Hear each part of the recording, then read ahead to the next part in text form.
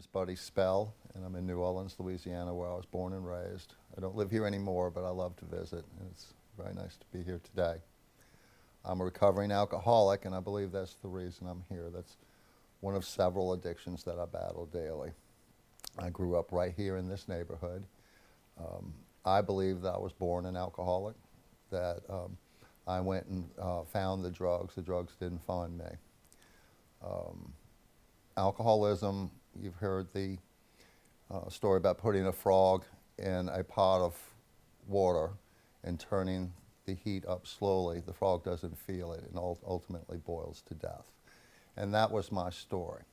It wasn't like one day I was a raging drug addict and alcoholic. It took many, many years.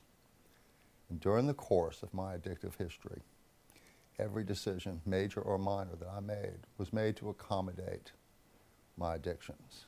My addictions were first and foremost. They dictated what I did for a living, what school I attended, who I had relationships with, who I didn't have relationships, where I went, how I went. Once the water starts boiling around the frog, now you're at a crisis point. And I've hit that crisis point several times in my lifetime, where in order to keep from boiling alive in the addiction, you have to change every aspect of your personality. You have to come to the conclusion that everything that you ever thought about yourself and everything outside of yourself was incorrect, or you would not be in such an unmanageable state. So that is the process of coming to grips with abysmal failure in everything that you ever thought or did, and rebuilding yourself from scratch. So you have to change your attitude. A friend of mine said it's easy to stop using drugs and drinking. Just change one thing, everything. Make a complete clean sweep. Today I know that if I allow a self-centered, self-absorbed attitude to come back into my life, I'm 3 or 4 bad decisions away from going right back from whence I came. My disease is chronic. It's never going to go away. It's progressive. It's worse today than it was when I stopped years ago. If I go back today, it's not going to start slowly. It's going to pick up right where I left it off, if not worse.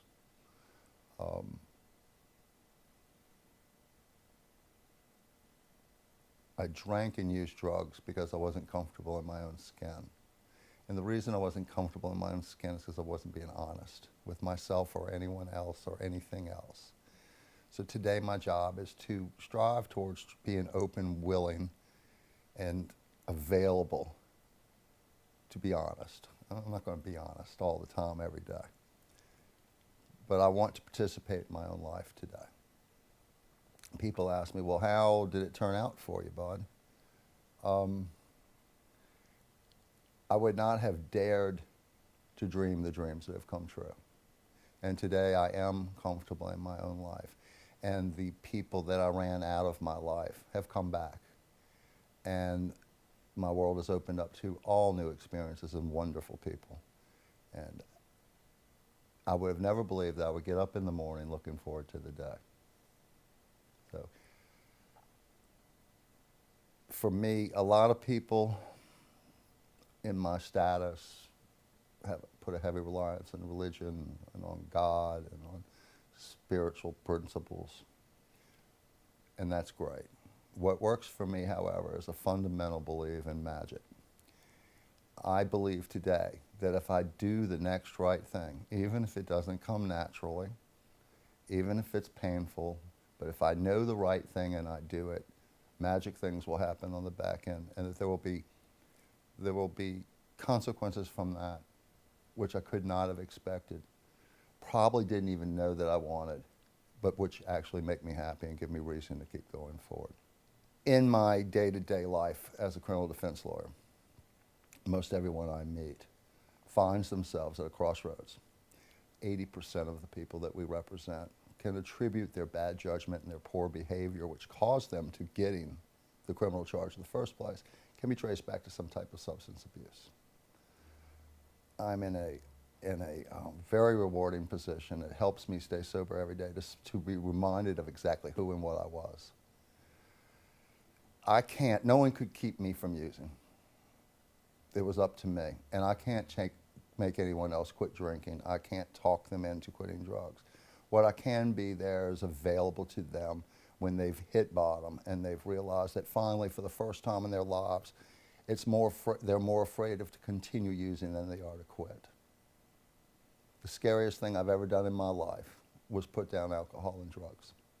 I didn't, as I had said earlier, every decision I had made had been made for the benefit of the use of alcohol and drugs. The only reason I went to law school is so I could drink in nicer places. My active addiction hurt everyone that came within my realm, and I did. I was not a pleasant person to be around. I was miserable, and misery loves company. If you were going to be around me, I was going to see to it that you felt as bad as I did. I was not comfortable in my own skin. I was not living. I was existing, and it was a painful existence. And I'm not asking for sympathy, because it was the best thing that ever happened to me, ultimately.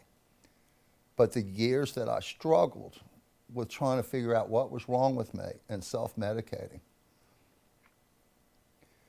I finally realized one day that the only problem was that there was no problem.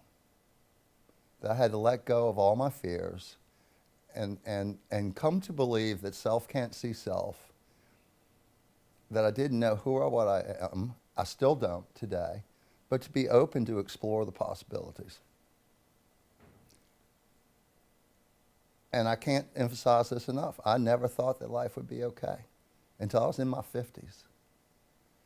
And I would not trade the past few years for anything. Like I said earlier, I didn't know that I would never have dared dream the dreams that have come true in my life.